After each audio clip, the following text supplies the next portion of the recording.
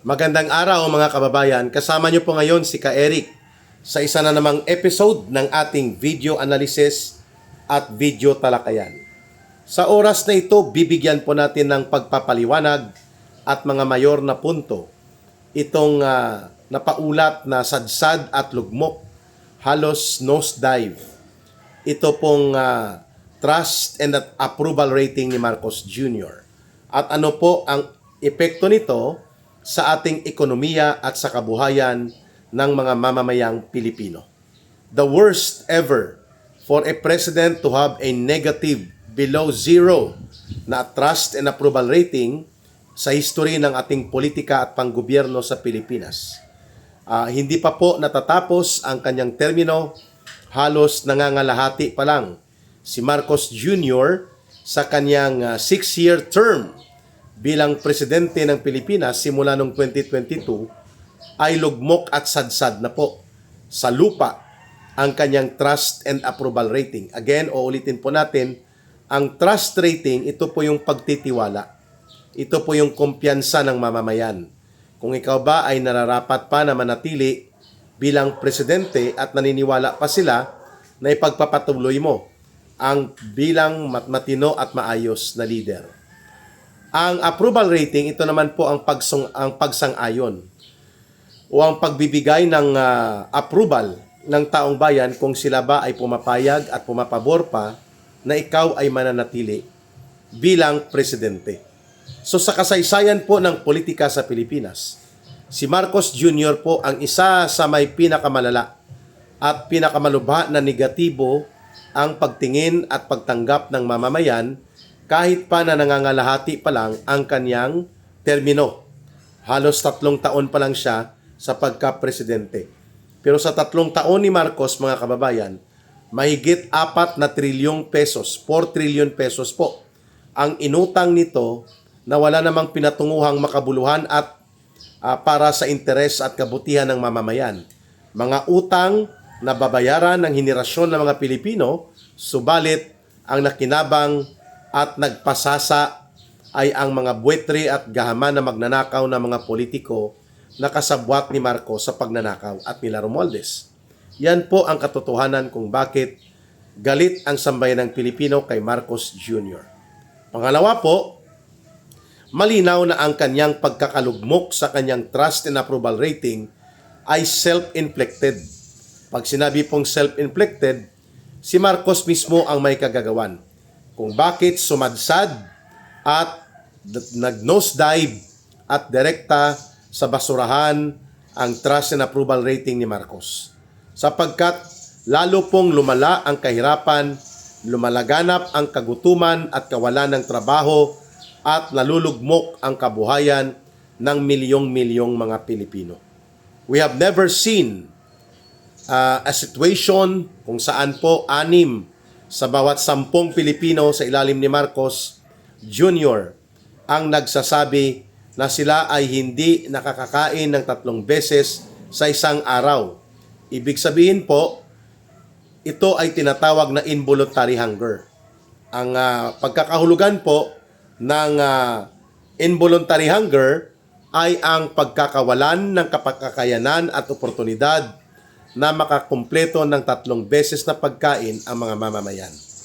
Yan, palatandaan po yan na ang nabubulok na politika ng pagtataksil at marumi na mga propagandang ginagawa ni Marcos Jr. ay nakakaapekto sa ekonomiya ng taong bayan at ng buong mamamayan sapagkat nawawala po ang trust and confidence ng mga mamumuhunan, ng mga negosyo, at pati na ng mga international creditors. In fact, ang budget na ipinasa o ipapasa nila Marcos sa January na mayroon pa rin pong mga nakakarga na insertions, pork barrel, at mga papalusutin na dudurubuhin ng mga pundo at kukurakutin sa kabanang bayan na papayagan niya ito kapag pinirmahan niya ang General Appropriations Act for 2026, lumalabas na zero credibility po ang gobyerno ni Marcos pagdating sa mga creditors sa international. Isa dyan na halimbawa, ang Korean government ay iniatras po nila ang 27 billion pesos na counterpart sa loan agreement or grant with loan agreement para sana sa pag-rehabilitate ng mga tulay. Sa Pilipinas, pinigilan po ng Korean government ng South Korea ang tinatawag po na counterpart na mga 27 billion pesos. Pangatlo, mga kababayan, lumagana po ang walang trabaho sa ilalim ng gobyerno ni Marcos. Umaabot po sa mahigit 5 milyon na mga mamamayan ang walang trabaho. Ibig sabihin po na wala ng trabaho o dati nang walang trabaho. So kung i-compute po natin yan sa a family of 5, mahigit kumulang 25 million Filipinos ang kanilang pamilya ay kulang at halos walang trabaho. O ibig sabihin po, sila ay nasa linya ng mga mahihirap na pamilyang Pilipino. Kaya tumutugma itong statistics na inilabas mismo ng Philippine Statistics Authority na almost 60% ng mga Pilipino nagugutom araw-araw. Kulang at walang pagkain, wala ring trabaho, at lugmok ang kabuhayan, wala pang bastante at walang regular na kita. Yan ang dahilan kung bakit mataas po ang diskontento ng mamamayang Pilipino sa gobyerno ni Marcos at Romualdez. Samantala, nakikita at nararamdaman ng taong bayan ang patuloy na pangangamkam at pagkakaroon ng pagnanakaw na malawakan sa pamamagitan ng korupsyon at pandarambong sa pundo ng pamahalaan. Sa flood control projects, hindi may paliwanag ni Marcos Jr.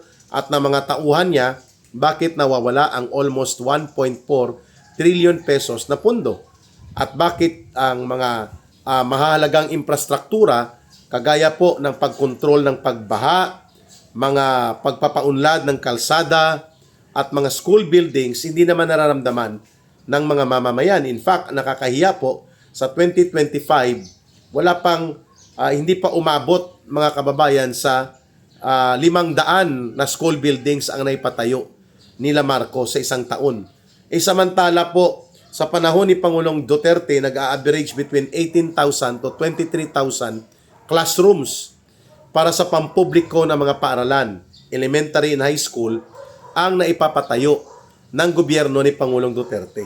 Samantalang ang ating shortage for classrooms, mga kababayan, under the Marcos government, umaabot sa 140,000 classrooms ang kulang para lubusang makapag-aral ng maayos at matino ang mga kabataan mula sa elementarya at high school. So sana punta ang billion, hundreds of billions na pondo na ina-allocate, ina-appropriate para sa infrastructure projects. Di walang paliwanag, alangan namang ito ay nilunok ng Bakunawa o ng Anakunda. Di ibig sabihin po ninakaw. At walang ibang nagawa si Marcos sapagkat siya ang mastermind at sila nila Romualdez. Yan po ang ibinulgar mismo ni Ginoong Saldico. So, how would you expect the people to believe and give their trust and confidence and give their approval kay Marcos kung ganito po ang kalagayan ng ating bansa?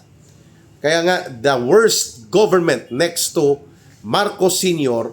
na tatay niya na naging diktador at pasista at naging mapanupil at mandarambong na gobyerno, mukhang sasapawan pa at hihigitan ni Marcos Jr. ang kasamaan na idinulot ng rehimeng Marcos dictatorship noong panahon ng martial law hanggang sa napalayas po sila noong 1986.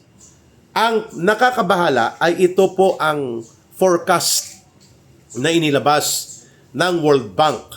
Ang World Bank po ay organisasyon ito ng mga mamumuhunan at mananalapi na binubuo ng iba't ibang mga bansa at gobyerno para mag-alalay o magbigay po ng financial and economic advice and policy support sa mga bansa na nagde-develop. At nagpapautang po ang World Bank para punduhan ang mga infra projects or mga kalsada, school buildings, tulay, kung may katuturan na ito ay totoo at lubusang mapapakinabangan ng mga mamamayan sa ilalim ng umiiral na gobyerno. Pero matamlay po ang World Bank sa pagbibigay ng anumang loan support sa gobyerno ni Marcos sapagkat nakikita nila mga kababayan. At ito po ay batay sa mga datos at impormasyon na kinukurakot lamang ng mga aliporis ni Marcos sa pangunguna mismo nila Marcos at Romualdez ang malaking pondo na supposedly ay para sa pag-aayos ng agrikultura, pag-improve ng modernisasyon at mechanization ng ating agriculture at pagsasagawa ng maraming infrastructure projects upang dugtungan ng matino at maayos ang build projects sa ilalim ng Duterte government. Hindi po ito nangyari. Kaya ang mga international creditors, financial and credit ratings groups, nakikita nila na isa sa pinakakurap at pinakabulok na gobyerno ngayon na umiiral sa mundo ay ang gobyerno na pinamumunuan ni Marcos at nila Romualdez. The reason na ang budget for 2026, mahigit 1 trilyon po dyan uutangin sapagkat kulang ang revenue collection, kulang ang projection para sa pangungulekta ng buwis para mapunuan po ang budget expenditures na ipapatupad for 2026, kailangan mangungutang ang gobyerno ng mahigit 1 trillion pesos. Pero wala na pong tiwala ang mga international creditors. They are no longer giving any credit approval or credit integrity kay Marcos sapagkat siya po at ang kanyang gobyerno ay hindi nagkakaroon ng matino at may integridad at may dangal na uri ng pag-aalaga o pag-aaruga sa pondo at proyekto na para sana sa kapakinabangan ng mga mamamayan. Kaya zero credibility din po ang government ni Marcos at Romualdez pagdating sa mga international creditors. So saan nila kukunin ang mahigit 1 trilyon pesos na budget deficit? Pag sinabing budget deficit, ito po ay kulang doon sa resources at revenue na kayang ipasulpot at kayang kolektahin. Kaya mga 1 trillion pesos po ang dapat utangin o i-produce ng gobyerno ni Marcos. Pero wala siyang mapagkukuhanan nito sapagkat bagsak din ang kanyang credit integrity at trust and approval for credit management support mula sa mga dayuhang mamumuhunan at international creditors. Kalunos-lunos po ang prospects ng ating bayan. From a 6.7% na GNP rate growth, magiging 4.1 lang. So ibig sabihin po, pabagsak ng pabagsak ang ekonomiya ng Pilipinas habang nawawalan ng kredibilidad, ng pagtitiwala ang taong bayan sa kakayanan at katinuan ng gobyerno ni Marcos. Tatlong mayor na issue po dyan ang hindi kayang mapigilan ni Marcos at ng kanyang mga publicity and propaganda handlers at mga PR operators na binabayaran nila ng hundreds of millions of pesos mula sa pundo ng bayan.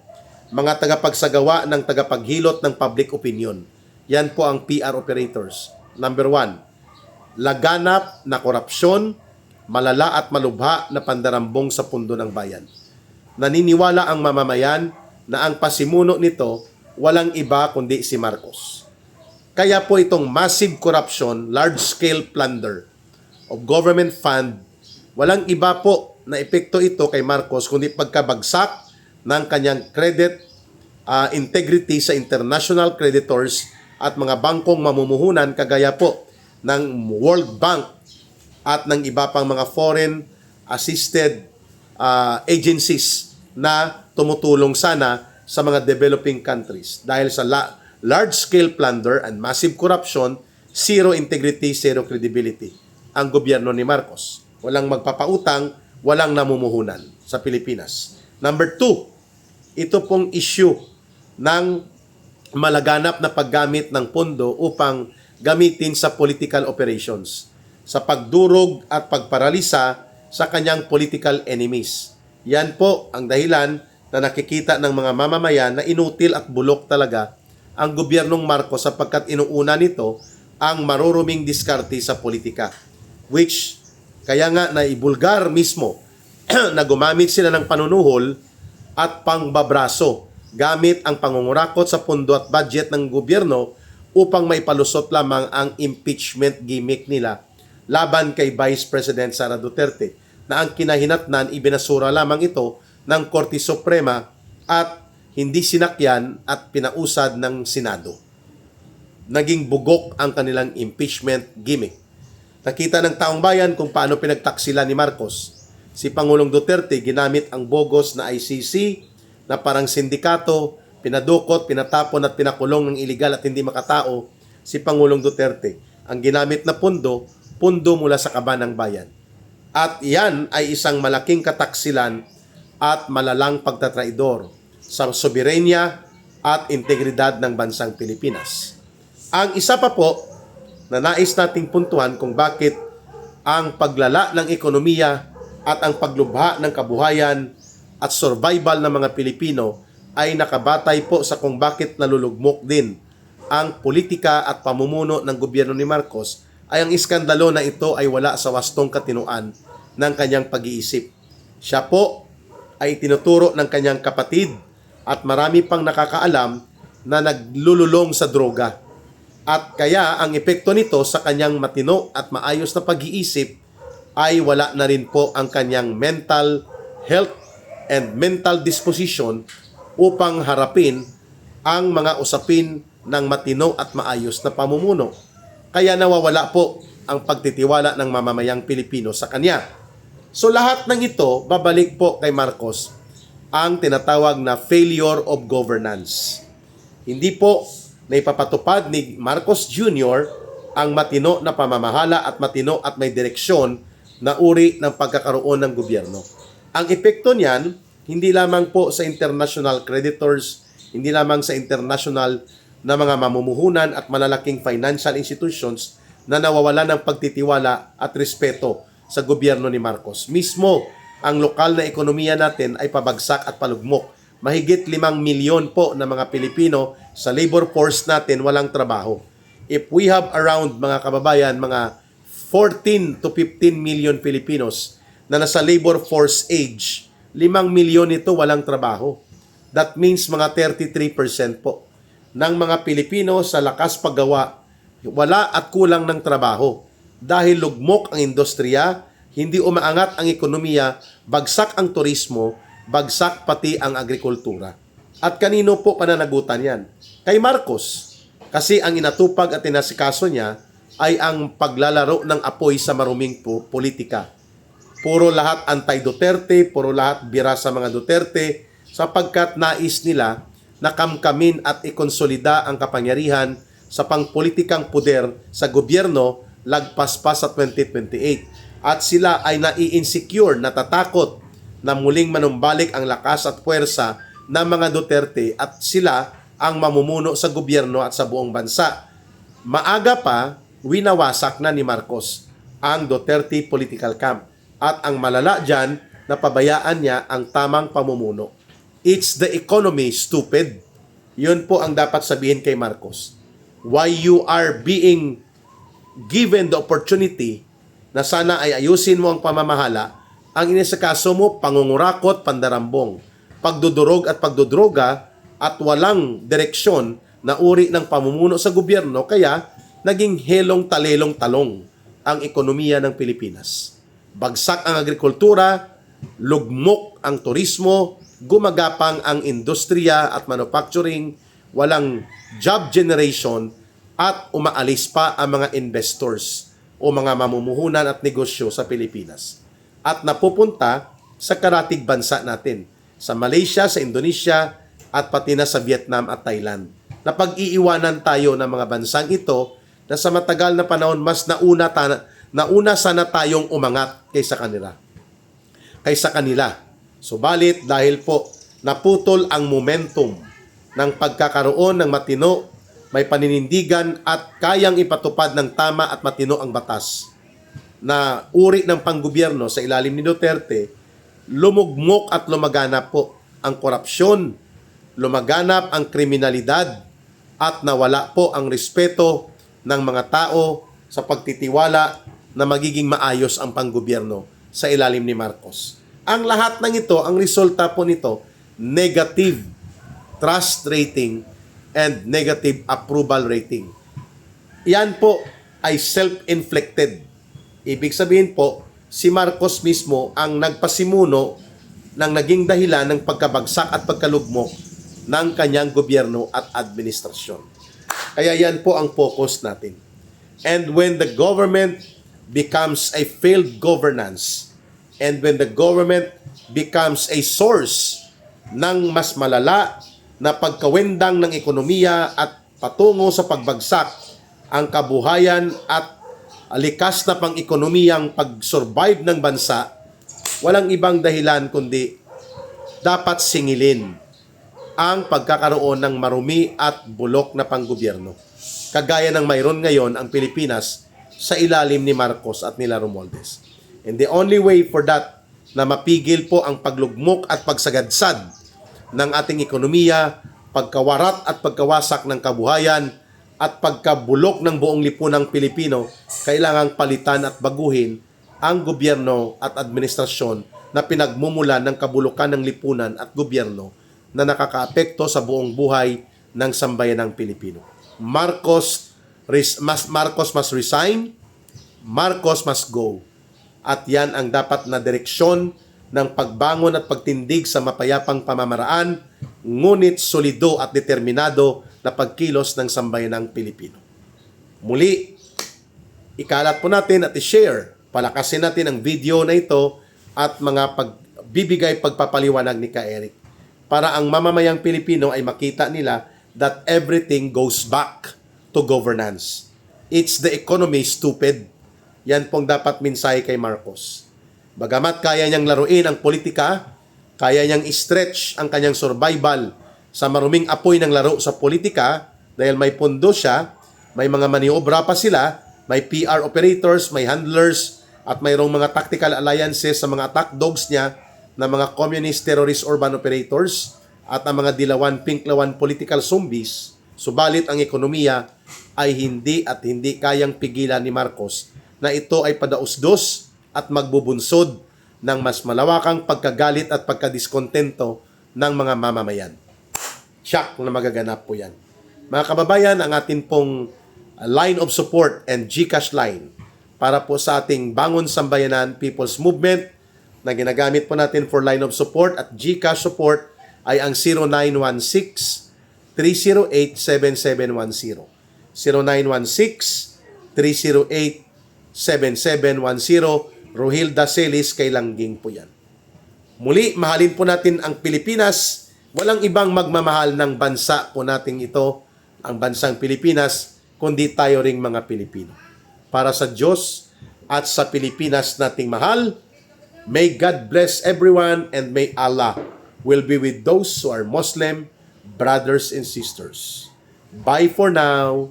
Ito po muli si Ka Eric. Mabuhay ang sambayanang Pilipino.